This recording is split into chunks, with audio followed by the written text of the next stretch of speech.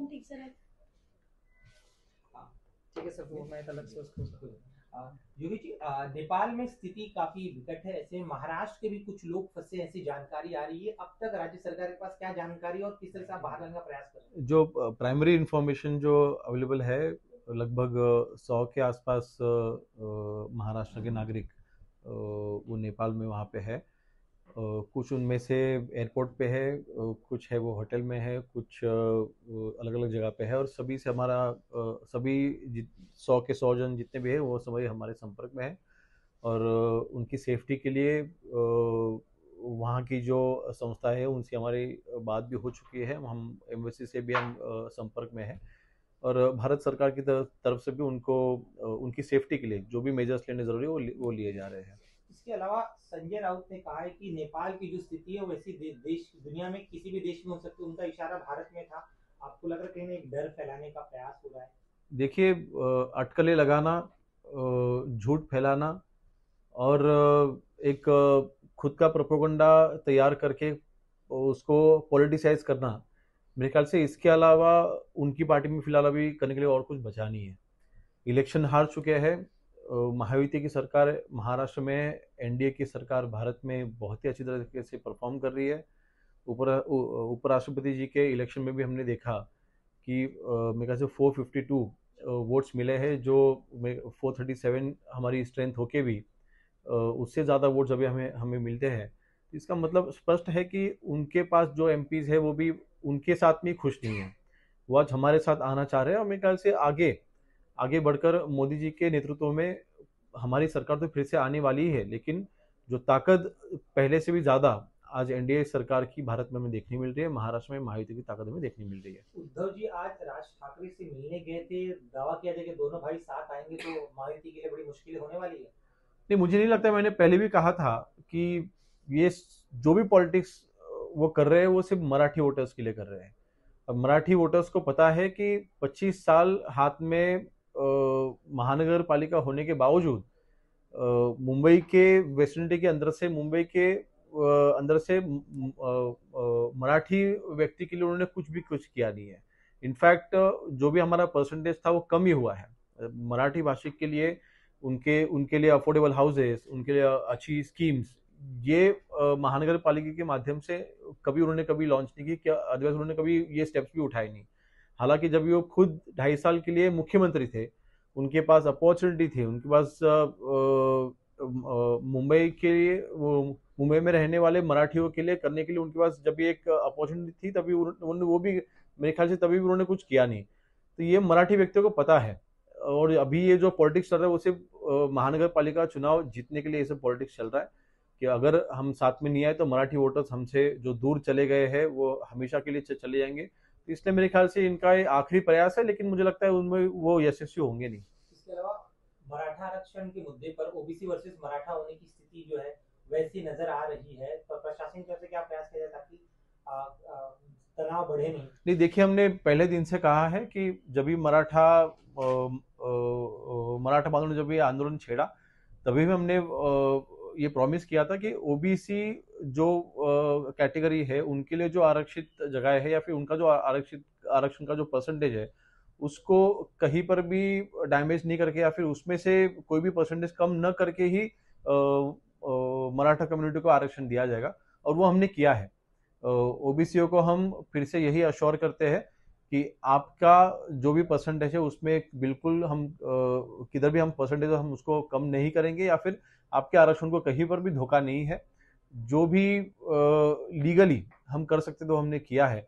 इसलिए मेरे ख्याल से कुछ ऐसे लोग, कुछ ऐसे घटक महाराष्ट्र में है जो ओबीसी विरुद्ध मराठा ये झगड़ा बढ़ाना चाहते हैं, क्योंकि उनको कुछ ऐसे पार्टियां हैं जिन्होंने कास्ट में, जातियों में झगड़ा लगा के खुद की पार्टी ग्रो की है। तो मेरे ख्याल से उनका ये प्रयास है, लेकिन ये यशस्वी होगा नहीं। इनको मेरा विश्वास है कि मराठा और ओबीसी साथ मिलके ही महाराष्ट्र में अच्छी तरीके से रहेंगे, और इनमें कोई भी इशू होगा नहीं। सर, संजय राउत ने ऐसा आरोप लगाया है कि maximum cross voting vice president के चुनाव से महाराष्ट्र से। ये देखिए, अभी क्रॉस वोटिंग किसने की या फिर किसके वोट फूटे हैं, ये तो पूरी दुनिया ने देखा है। जहां पर हमारी स्ट्रेंथ ही लगभग 237 के आसपास थी, वहां पे हमें अगर 437 के आसपास थी, वहां पे हमें 452 वोट्स मिलते हैं। तो किसी ना किसी को तो वोट टूटे हैं ना, अपोजिशन पार्टी में से वोट टूटे हैं। तो मेरे ख्याल से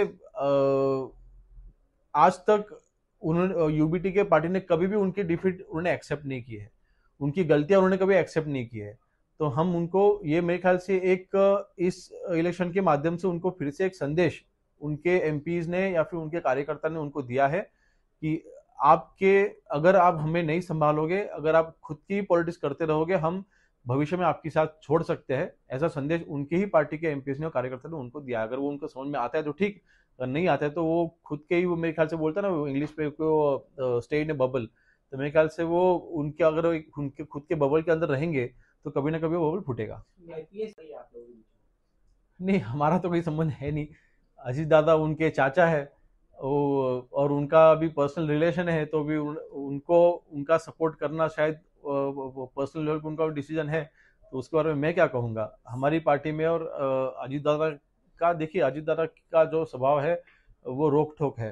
उन्होंने कभी पीठ पीछे कभी उन्होंने कभी पॉलिटिक्स की नहीं, या फिर कुछ भी बोलते वक्त भी वो हमेशा से वो स्ट्रेट फॉरवर्ड रहे हैं। तो मेरे ख्याल से इसी मामले को लेकर शायद उन्होंने उनको सपोर्ट किया रहेगा। नेपाल की अगर हम परिस्थिति देखें तो काफी विकट जो है वो परिस्थिति होती जा रही है। सेंट्रल एजेंसीज हो या होम मिनिस्ट्री हो, उनसे लगातार कुछ कांटेक्ट चल रहा है, या सीएम डीसीएम के साथ कुछ बैठकें चल रही हैं राज्य सरकार की? नहीं, हमारे जितने भी महाराष्ट्र के लोग वहाँ पे जो अटके हैं, उनकी सेफ्टी के लिए एम्बेसी के हम टच में भी बिल्कुल है। उनकी सेफ्टी के लिए वहाँ के जो कंसर्न ऑफिसर्स है उनके हम संपर्क में है। और जो भी लगभग 100 के आसपास आंकड़ा अभी तक हमारे पास आया है, शायद उससे ज़्यादा भी शायद हो सकते हैं, लेकिन अभी तक 100 का आंकड़ा लगभग हमारे पास आया है। तो वो 100 के 100 जनों के साथ में भी हम संपर्क में हैं, और उनकी सेफ्टी के लिए जो भी स्टेप्स उठाने ज़रूरी है हम उठा रहे हैं उनके, और उनको अश्योर करते हैं कि आप वहाँ पे भी अगर आप हो, आप सेफ हो। और जो भी अभी सिचुएशन पता चल रही है कि आज के दिन में तो पूरी वहाँ पे शांतता बरकरार है, तो मेरे ख्याल से situation day by day better होगी, तो उनको वापस बिल्कुल लाया जाएगा। सर, इसी से जुड़ा एक सवाल था कि नेपाल में जो स्थिति है उसको लेकर सोशल मीडिया पे काफी ज्यादा ट्रेंड चल रहा है कि इंडिया में भी ऐसा हो सकता है। ऐसे काफी सारे हैंडल्स है जो लिख रहे हैं, तो क्या आपका जो इंटेलिजेंस डिपार्टमेंट है उन तमाम देखिए, ये नेपाल में क्यों हुआ ये समझना बहुत ज़रूरी है। इंटरनेशनल पॉलिटिक्स में मेरी कुछ पीएचडी नहीं है, लेकिन नेपाल के ऊपर चाइना का इन्फ्लुएंस, ये भी एक ऐसा एक एंगल है जिसको भी विचार होना चाहिए। और सोशल मीडिया पूरी तरीके से बैन करना, तो कोई भी प्रायर इन्फॉर्मेशन दिए बिना, मेरे ख्याल से बहुत ही हार्श ये स्टेप होता है। क्योंकि सोशल मीडिया सिर्फ एंटरटेनमेंट के लिए नहीं है, लेकिन एक संपर्क रखने के लिए या फिर कम्युनिकेशन का एक बहुत ही बड़ा माध्यम आज बन चुका है। तो मेरे ख्याल से ये ऐसे डिसीजंस जब भी होते हैं तो बिल्कुल अनरेस्ट होता है, तो उसका ये मुख्य कारण है। लेकिन चाइना का एंगल भी इसमें शायद हो सकता है, ये मेरा एनालिसिस है, कोई मेरा पर्सनल एनालिसिस है, कोई पॉलिटिकल में नहीं बोल रहा हूँ मैं, कोई या फिर कोई इन्फॉर्मेशन के आधार पे मैं नहीं बोल रहा हूँ, लेकिन जो मेरा इसमें जो मानना है वो ऐसा है। तो मेरे ख्याल से आज नेपाल की जो स्थिति है बिल्कुल वो नहीं होनी चाहिए थी, लेकिन ऐसे हार्ड स्टेप जो भी कोई गवर्नमेंट लेती है तो बिल्कुल ऐसे अपसेट को सामने इसका सामना करना पड़ता है। तो मेरे ख्याल से इस सभी मुद्दों को मतलब स्टडी करते हुए महाराष्ट्र सरकार का तो मतलब डायरेक्टली वहाँ पे कोई कनेक्शन फिलहाल तो है नहीं, लेकिन इसमें पॉलिटिकली जो भी मेरे ख्याल से स्टेप उठाने जरूरी है वो हमारी सरकार जरूर उठाएगी। इसमें सर एक एडिशन ये है कि युवाओं को भड़काने का प्रयास हमारे देश में खासतौर पर महाराष्ट्र में भी हो रहा है क्या? अलग अलग मेथड, खासतौर जैसे इन्होंने कहा सोशल मीडिया का इस्तेमाल, आप लोग नजर रखे हो सोशल मीडिया पर? देखिए, सोशल मीडिया के माध्यम से अगर कोई राइट्स खड़े करना या फिर राइट्स क्रिएट करना या फिर गलत मैसेजेस स्प्रेड करके या फिर रूमर स्प्रेड करके एक अनरेस्ट तैयार करना, बिल्कुल ऐसे जो घटक होते हैं हमारी उनके ऊपर कड़ी नज़र होती है।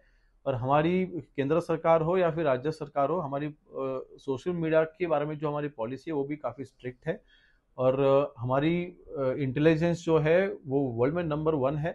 और हमारी पुलिस यंत्रणा जो है, हमारा साइबर बैकग्राउंड जो है वो भी काफ़ी स्ट्रांग है। तो जब भी ऐसे कोई एंगल से, कोई गलत एंगल से अगर कोई रूमर स्प्रेड करना चाहता है तो वो तुरंत उसको कट करना, वो सोशल मीडिया पे उसको रोकना, उसमें भी हम काफ़ी अच्छा काउंटर कर पाते हैं। तो क्योंकि हमारी वो यंत्रणा स्ट्रांग है, इसलिए इसका इफेक्ट हमने आज तक कभी होने नहीं दिया है। होते हैं ऐसे कुछ लोग जो जानबूझ के ऐसा अनरेस्ट क्रिएट करना चाहते हैं, लेकिन हमारी जो यंत्रणा है वो बिल्कुल स्ट्रांग है, इसलिए हम हमेशा उसको कर्व करते आए हैं। Thank you sir.